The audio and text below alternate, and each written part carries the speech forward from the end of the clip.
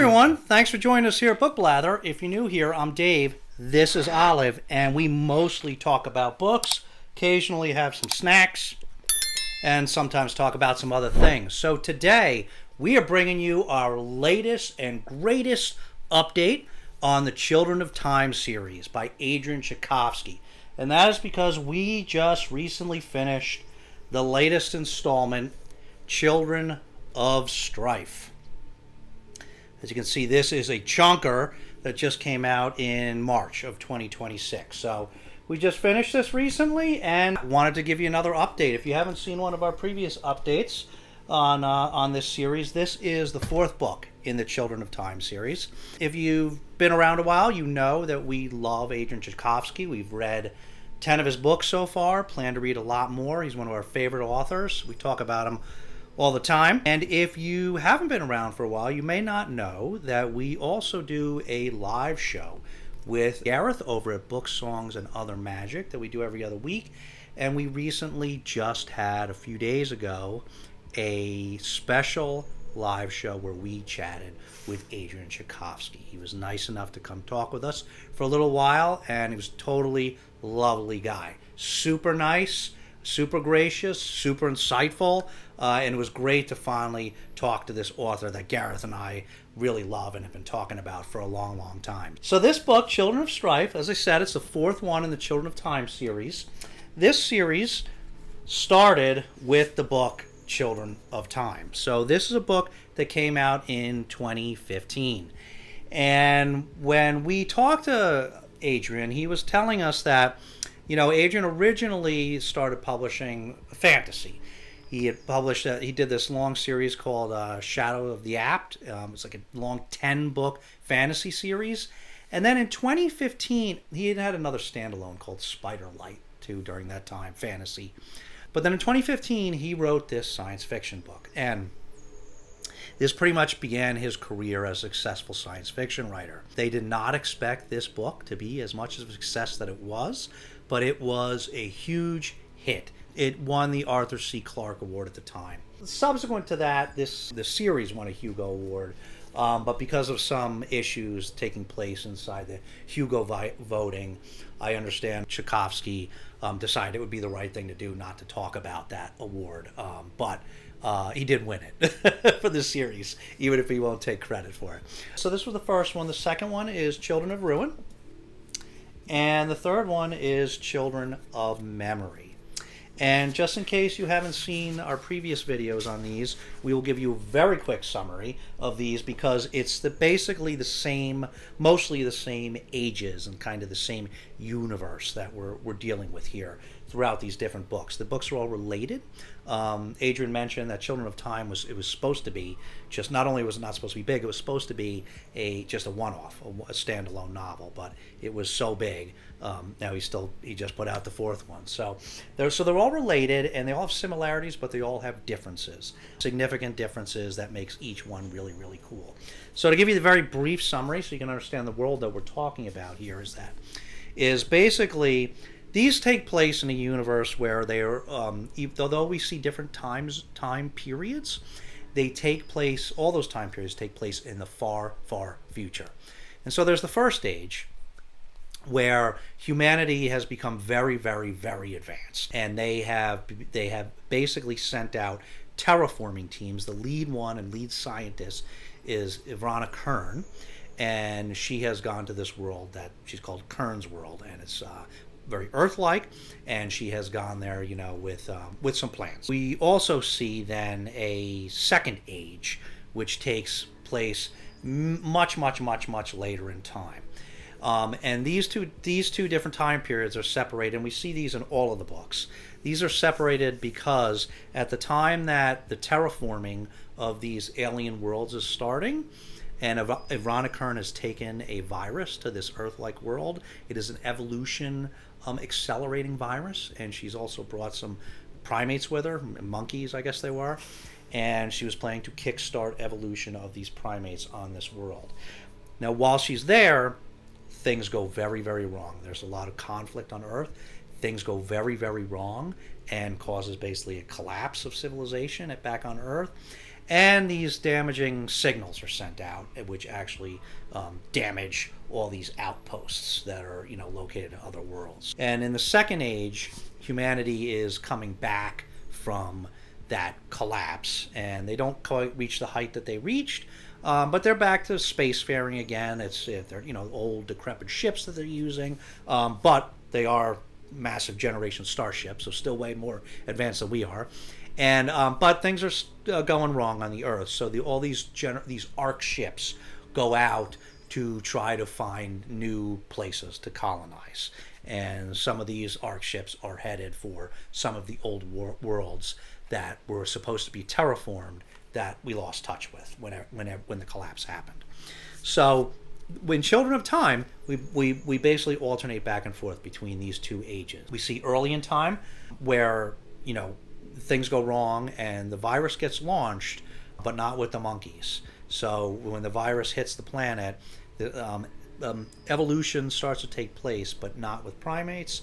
It actually takes place with portids, I think that's pronounced it, kind of spider that's amenable to being evolved and evolving intelligence. And so we get to see this society evolve into an intelligent life form over eons, and we see all the different challenges they go through, the hurdles they overcome, the things they just go to as a burgeoning, evolving, intelligent race. And we go back and forth between that and our present day, where we're in our second age, where we have an arc ship that's headed toward of humans that's headed towards Kern's world. There's other things that happen, and that's what's great about both of these books, is we don't just see this sort of extreme biological evolution of this spider species, which is done very, very well because you see a lot from the perspective of the spiders. But it also does some other, these books all have multiple really cool aspects of it, where Tchaikovsky kind of really pushes the limits of the forms that life can take. So we see not just this sort of just biological, anatomical evolution, but we also see evolution of intelligence and behavior and consciousness and what forms intelligence and consciousness can take. So that's pretty much what you see in this book. We see this human race trying to survive in the second age, and in the first age we see the development of this species, spider intelligence species. And then in Children of Ruin, we basically get a look. These are connected. I'm not going to tell you how, but in Children of Ruin, we get to see basically a different world. We get to see both ages again, and we see a different world that been aimed to that they had aimed to terraform, and another world. There's actually two viable worlds in this solar system. So we kind of get to see some cool things, again, some different stuff that I'm not going to tell you about. But so we, again, get to see some sort of novel biological evolution, but also some other really cool new stuff that did not happen in the first book. And so a little bit of a horror element in this as well, just by the nature of the creatures that we're dealing with. And so this was also really, really good. Same type of thing in terms of getting to see these two different ages and these different sort of evolutions happening. And then the third book is Children of Memory. And this book is a little bit different than those two, also connected. Also, we're seeing two ages. We get to see the first age where there was a colonizing force that had gone to a particular planet, but we also get to see a couple things. We get to see somewhere else with some new novel biological evolution. We also get to see the second age, right, where we've got a ship heading towards here, and it is very, very different what we get to see with what happened to this attempt to terraform and settle this new world. And again, we're seeing that from very far. We both see it in the first age as it happens with some of those individuals, and in the second age with what's discovered, and we get to see what has happened with this and what is going on now. And it's very different. People tend to like this. This is the book that's known for being a little bit different in the series, kind of take a different angle, and people either say, oh, this is definitely their favorite book in the series, or they like it the least in the series. It's either at the top or the bottom, but also really, really good, and a lot of really original stuff happening in this. These books are all they're so cool because we have we're seeing what happens over vast distances of space, over long epochs of time, and the types of evolution, again, not just genetic but also sociological and psychological and behavioral, and the types of forms that intelligences and consciousnesses can take other than what we know, and other than what it kind of challenges your perception of what types of things might be possible. So that kind of gives you a summary of what's come before. And then we get to Children of Strife. Very, very long one, but once again, so worth reading every page. And what we get to see in this story, this one, we are introduced to a third age. So we actually get to see 3 ages in this. So now don't get worried. In the beginning of this book, because we have a lot at this point, there is like 5-10 pages of everything that's gone before, and of the different ages and that we've seen in the other books, a very brief summary of that stuff, just to refresh your recollection, or if you go straight into this book cold. I wouldn't recommend that because these books are so awesome. I would read them in order, but it does give you this little summary of what happened before, and it also gives you a cast of all the characters in this book, because we are dealing with 3 different ages to help keep you keep track of the different characters as you get going. This one is basically centered on yet another planet, but this planet had a different experience because this one was settled by this guy Gary Hartman, who was Ivana Kern's arch nemesis. So this was an expedition that was not a sanctioned expedition that was part of Kern's project. This was Hartman, who was her rival and had plenty of his own resources to fund his own expedition. So he puts together his own small team of individuals, all of whom have their own issues, and they go to this world here. So we see the first age, which is them, Hartman group, going to their expedition to this planet to terraform this planet and try to raise life on this planet. And we see the second age, which is, again, the time of the Ark ships. And it's a little neat in this one. It's a little bit novel in this one because we actually get to see when all the Ark ships are taking off. And it's the first time we've seen that, where we see a little bit of what's happening on Earth and the desperate rush to get a bunch of these Ark ships staffed and get them off to try to search for some of these lost worlds. But then we also get to see the third age, which, remember, we are now been through 3 of these books, and I can't tell you what happens, but a lot happens. And, you get to see who and what is still around and what they're doing now. And so you get to see their experience with this world in this, this third time in the far, far future. So it's really cool.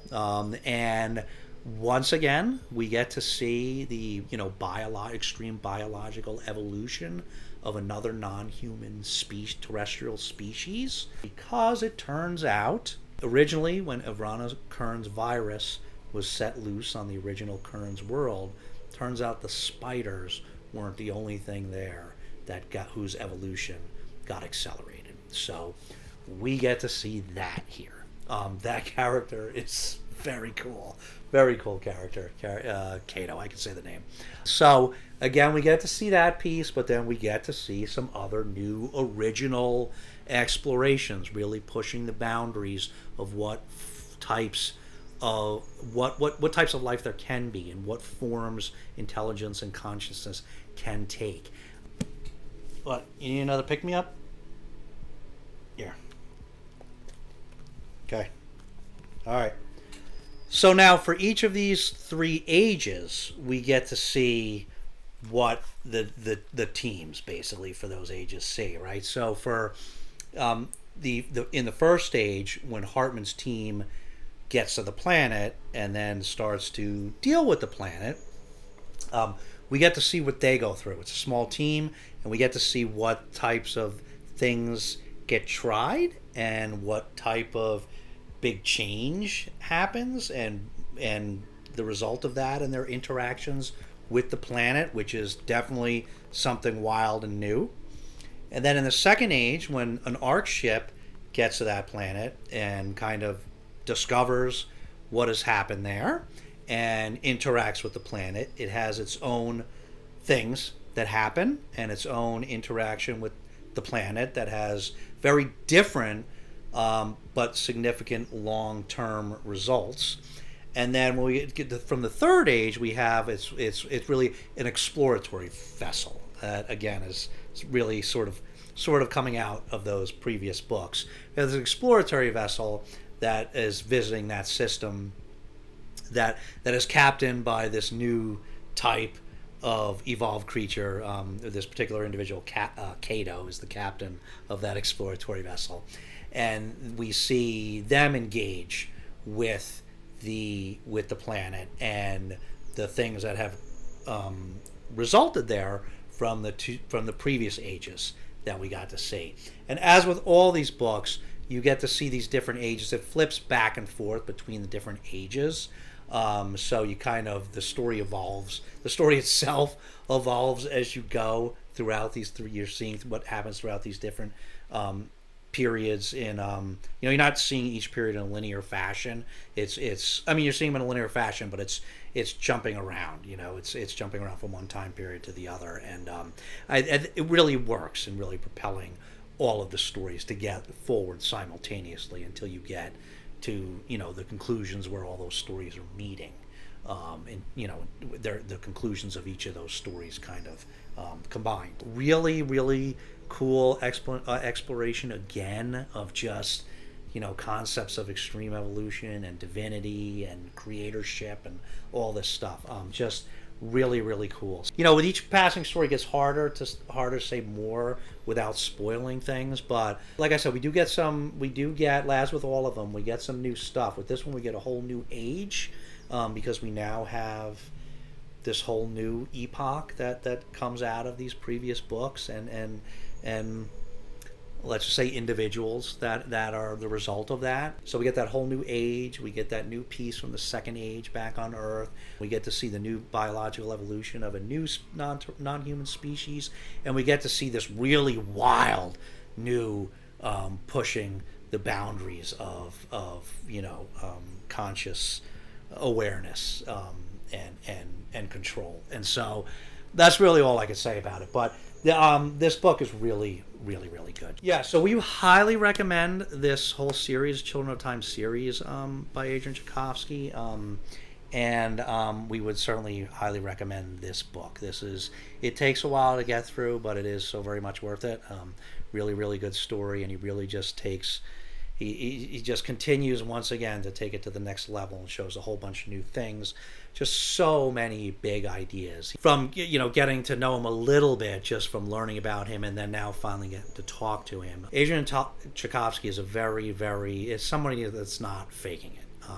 Very intelligent science fiction writer, and very much uses his knowledge of science, and he has a zoology background, and uses a lot of that to really explore stuff.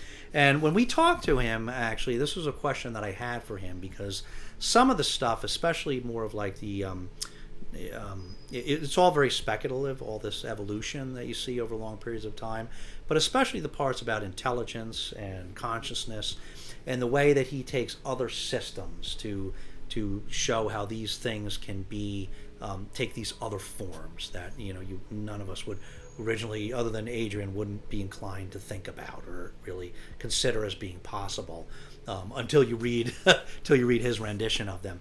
I had asked him about this, that some of these things seem to be like so speculative. At what point does he kind of hem himself in by the science, to keep it hard science fiction? At what point does he let go and let it be like a little fantastical? And from Adrian's perspective, which is very educated, well-researched perspective, he considers this actually all to still be within the realms of hard science. Speculative, pushing the boundaries, but still having a scientific grounding. and not as he calls it, some science fiction where he refers to as space wizardry, where you just resort to magic really in a science fiction setting.